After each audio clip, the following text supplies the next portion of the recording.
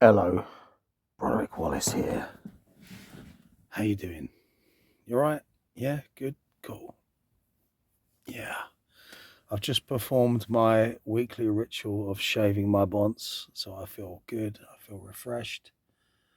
And after a particularly satisfying meditation this evening, I want to share some more stuff.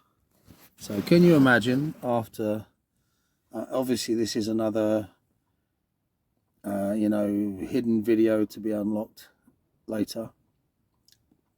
It's funny how I have to keep making these, isn't it? I said, right, no more for a long time, and then loads of stuff happens that I have to document. So I'll make this as quick as possible. I'm sure the guys at Magical Egypt won't mind me showing you this screenshot. Can you imagine after those few weeks, I don't even want to go into it, but survival pressure, etc., to receive an email with a code so I can go and check out the episode 1 of series 4 of Magical Egypt and see my name in the credits there. And that is wonderfully,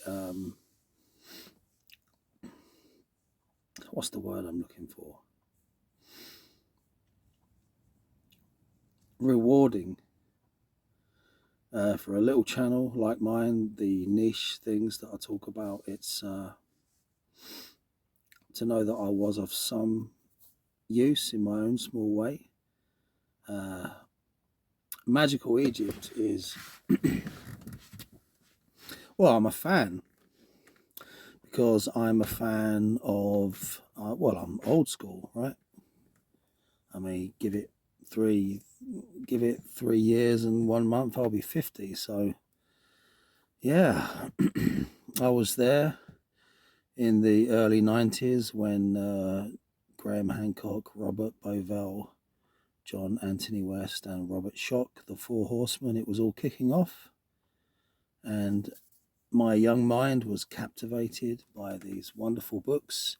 And because there was no internet back then, or it was in its very early stages, it was all about reading.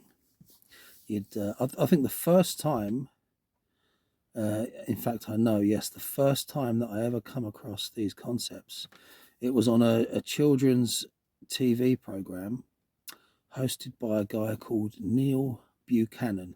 Now, I hope my memory is correct. It might have fused with something else, but this is how I remember it. Neil Buchanan from the TVS studios, he used to drive a taxi. He had his car, if you like, was a taxi, and the TVS studios were very near the house where I used to live. And I remember as children, me, my brother and sister, we had this, I don't know why I'm mentioning this, but we sort of discovered mooning. And I remember before we were quickly chastised and, brought back in, punished, etc., we were mooning cars as they drove past. I remember that one of them happened to be Neil Buchanan in his taxi. So there is a connection there. Anyway, he had this show, children's TV. Remember when you get home from school, about, I don't know, it must have been about 4 o'clock or something that it started. And it was like paranormal stuff for children. And I remember this map of the 3 pyramids, the Great Pyramids of Giza, and the 3 stars. And he was talking about this radical new theory whereby it appeared that the 3 pyramids were built to mirror the 3 stars of Orion's belt. And it really captured my imagination. So a few years on, I think it must have been some TV program or whatever.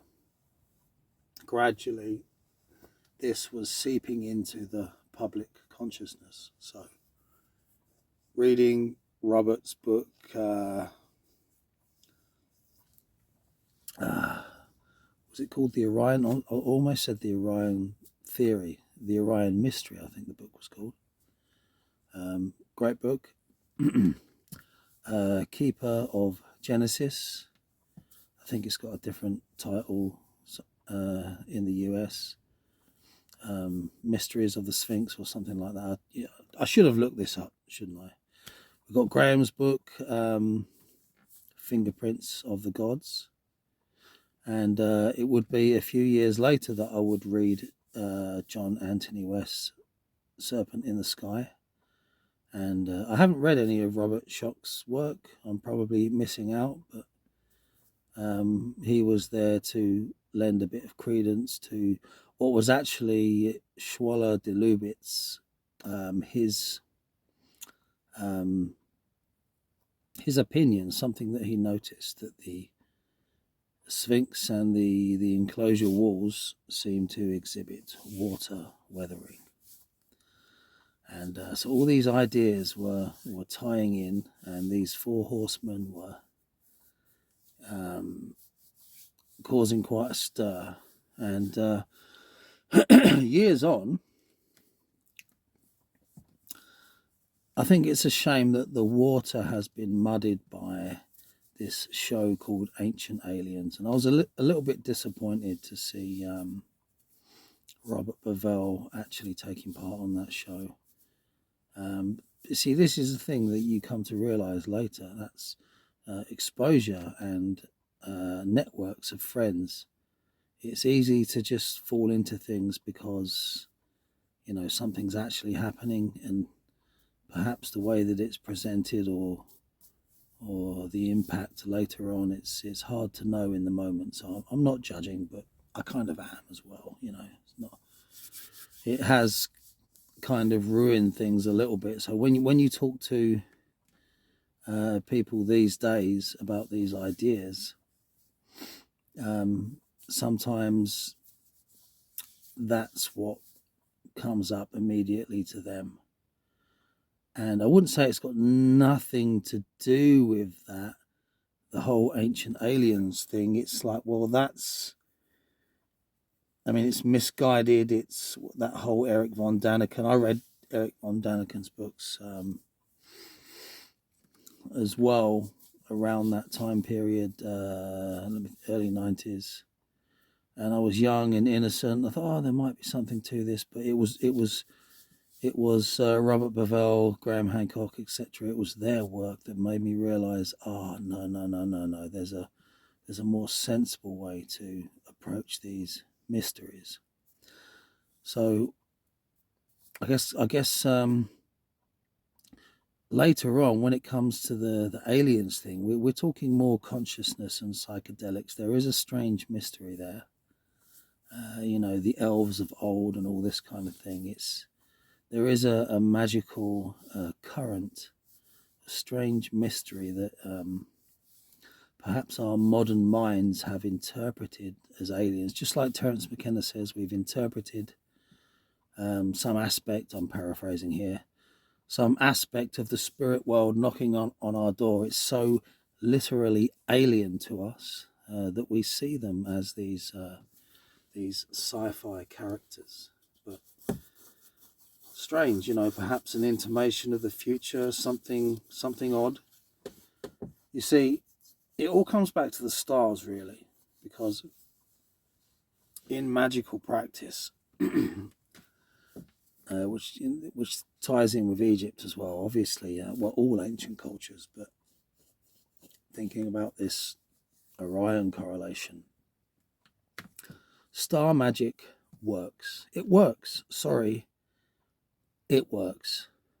I'm not saying every little random thing that you might throw together, but stuff that is researched in terms of its pedigree, when applied.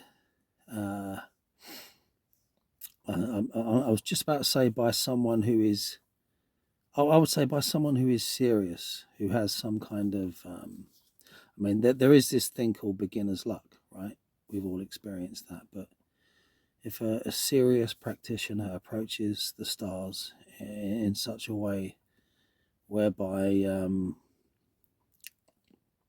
historical pedigree and the correct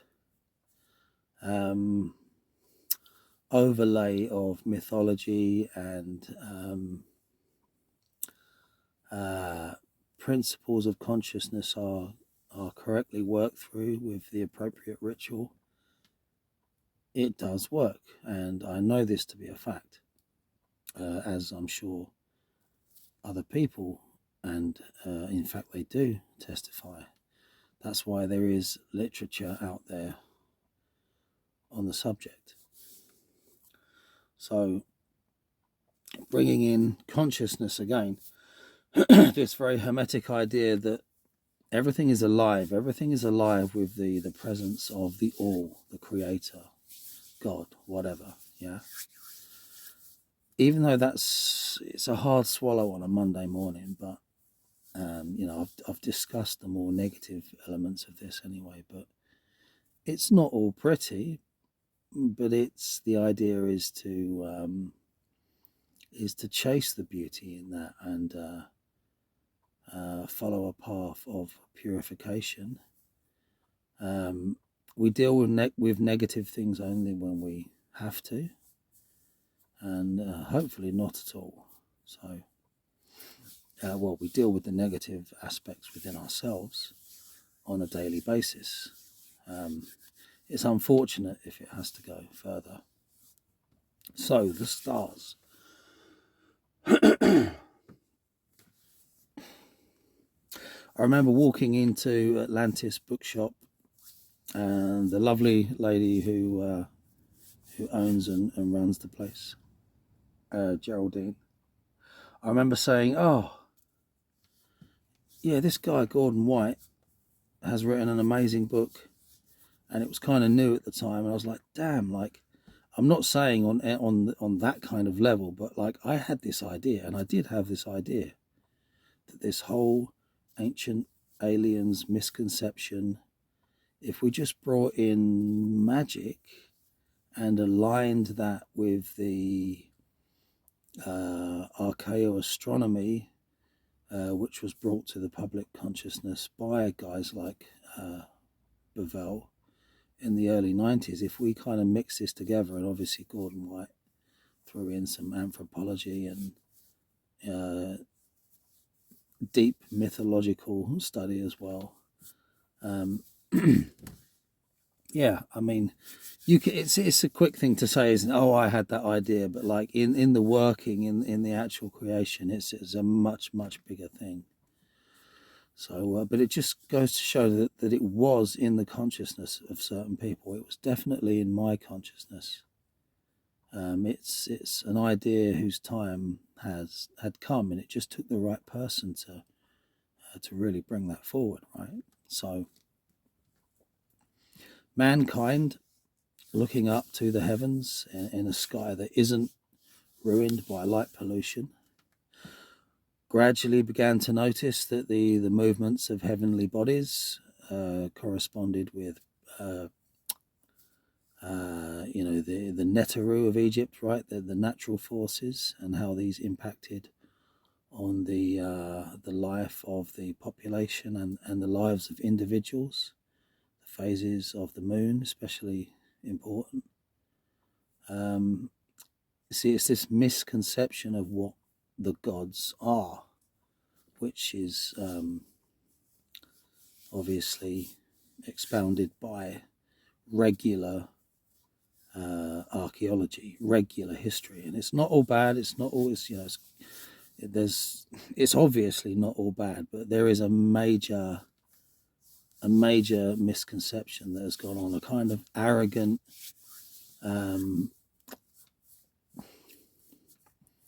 I don't know, how would you say it? Labeling, looking at things from that, going on from the Enlightenment, the scientific point of view, the everything being only valid if it's quantifiable and able to be tested from, I say objectively, but you see, the thing is, the consciousness techniques can also be verified in times of in terms of time and effectiveness, but they're so subtle, so precious. It's unfortunately just takes a few centuries of distraction to have them buried, and we have to dig them up again. The other thing is as well is that, you know, who's got the time, right? Who would put the time in? So this is not something for, you know, for the average Joe. Nothing against the average Joe. For the most part, they can be a pain in the arse, but I think you know what I'm saying. So the sky is alive. Rhythms, cycles of nature, the Neteru, the gods, consciousness. Paganism is not radically different from monotheism. It's just a different ordering of the pattern, you know, like in monotheism, we divide the gods up into angels and saints. In paganism, there is always the idea of the supreme principle and the division into gods. And this is what makes Egyptology, for instance, so confusing. It's like, you know, the myths vary, the gods morph in and out of each other. The animal-headed gods, it's like, well, you know, what are they getting at? Once it clicks that they are fluid, you can't just make it up willy-nilly. It's based on experience of the sky, of people's lives, of occult techniques, right? But it's there. It's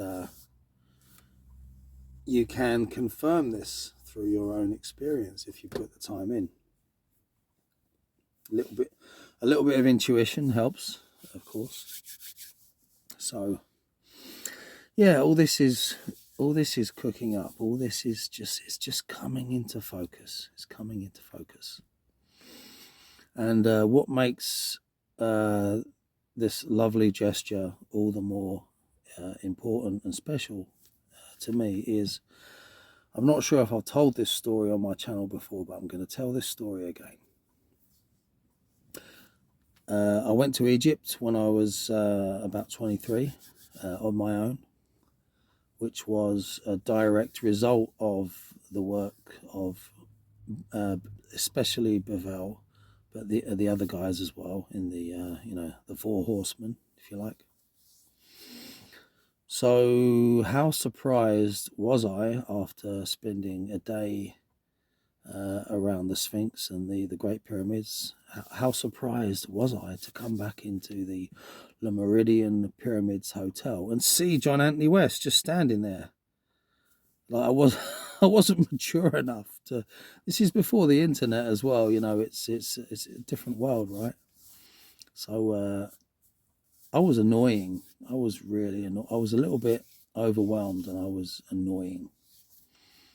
And he kind of told me off. I mean, if you've seen John, his interviews, those people lucky enough to have known him in life, I'm sure this won't be surprising. So after getting a telling off, about an hour later or so, I just happened to be in the gift shop of the hotel, and I was feeling like, Jesus Christ, like, I've come all this way because of these guys. I happened to meet one of them, and I just kind of blew it, like I made a fool out of myself. Now, this is a testament to the guy's heart. I felt a tap on my shoulder. I turned around, and it was John Anthony West. He just gave me this little smile because he understood. I'm young, I'm enthusiastic, but I'm reading the books. I'm one of the people that will, you know, carry these ideas forward. I'm one of the people that will talk about these ideas as I am now. So he said to me, if you want to meet Robert, meaning Robert Bevel, he'll be coming in the hotel doors at 3 o'clock. So not learning my lesson, I was there at the doors as Robert walked in and I made a fool out of myself again. I couldn't help it. I was just overwhelmed. Like, I travelled all this way, my work colleagues, some of them were lovely. My boss was very encouraging. I've talked about it before, that he was always saying to me, when are you going to go to Egypt, Billy? When are you going to go to Egypt?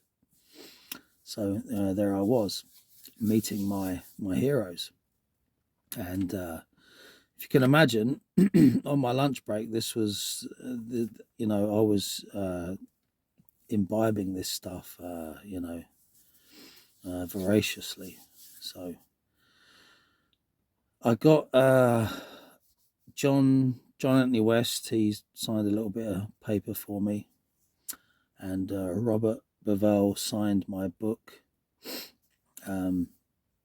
Secret Chamber, the latest one out at the time. I think it's been redone with I don't know if it's got a different title or whatever, but it's been redone since with extra information. Some of the predictions were slightly wrong, but that was the first time that I came across Giordano Bruno in that book, actually. Secret Chamber. It's a great book. So he signed that book for me, and I got a picture with both guys. And I wish I wasn't wearing that Slipknot t-shirt. I wish I wasn't smoking a fag. But there you go. So it was like redemption for me, to see my name at the end of the show. Even the very, very small way, being very humble here. It was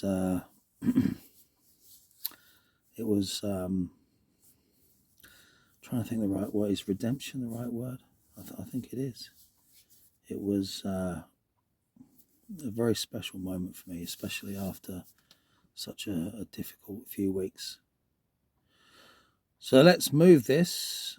I try not to sound too fantastical. I try to keep my feet on the ground because, the background I come from, it's all about hard work, not getting carried away. It's about slow incremental progress, etc. But sometimes it's unavoidable. You can't help but sound like a new ager, because if you apply yourself in the right direction consistently over time, radical things can happen. And it was in these guys' books that I first come across this prophecy. It's getting late here, sorry. Prophecy in the Hermetica, which I will put up on the screen at the moment. And I remember pondering this, this prophecy. It sounds very radical, doesn't it? But you see, I think through shows like Magical Egypt, through bods like me who are just enthusiastic and doing their own thing in their own time, this prophecy is coming true. And it doesn't have to come true for the whole world, for everyone. This prophecy can come true on a personal scale. We are the center of our own universe. As long as we don't behave like that, in every moment, in a way which in a way in which, oh God, it is late. Start again, William. Start again, Broderick. I mean, as long as we apply that correctly, as long as we understand that, then it really brings things into perspective. And the idea of, the glory of Egypt, we have that sense, these prophecies, the statues, just that. Anyone who's really enthusiastic about Egypt, they just get it, this feeling of this lost knowledge, but this feeling that it was this mystery, this consciousness technique, this fully holistic, spiritual, religious, pagan, transformative, cohesive, this, whatever you want to call it, the The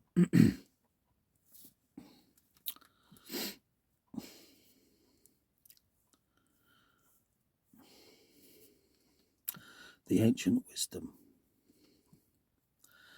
9/10 of magic and all that, the famous quote. You can feel it. You can feel the truth of it.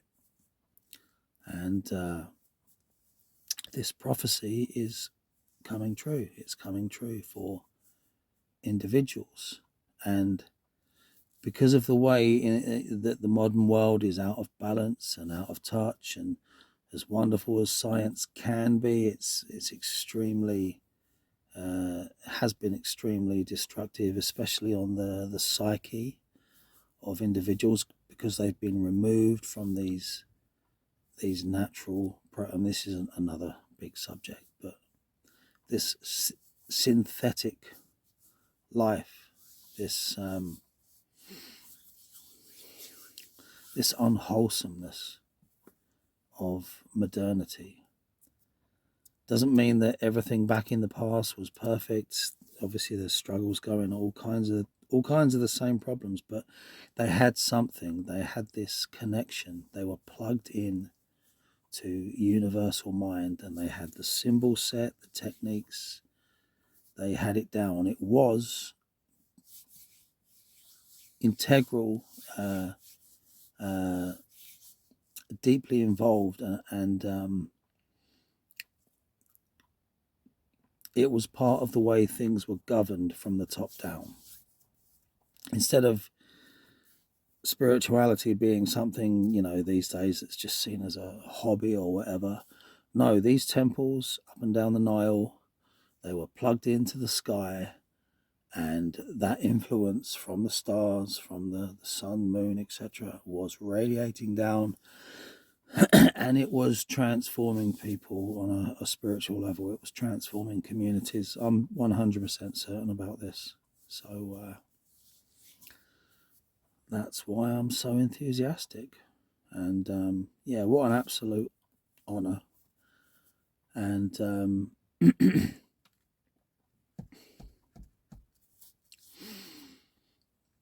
I just hope that going forward, and I'm sure this will be the case, gradually we can iron out the wrinkles. This isn't going to go away. This thread, this movement, this trajectory, it's going to pick up momentum. Even if it feels like things are, getting really dark right now, sooner or later we have to return to these ideas. And what ideas? Well, the rediscovery of this natural and more human integration with nature and the consciousness of the universe. There you go. I sounded properly New Age there, but I'm sorry. Just think it's true. Good night.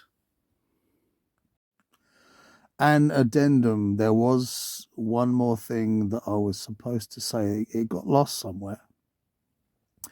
This is really important. Now, if we take, of course, like, they're not all bad. It's not, this is not us and them or whatever. All of those archaeologists, the tenured ones, the ones with the, who really feel certain that they know what was going on back in ancient Egypt, who laugh at the even the most conservative of the alternative side. Yeah, if you take all of them, all of their knowledge of kings and hieroglyphs and this and that and blah blah blah, if you've managed to acquire this experience, if you've managed to perhaps draw down one of these powers, even only once, if you've had this genuine experience, you already know more about ancient Egypt than all of those guys put together. assuming that they haven't had that experience.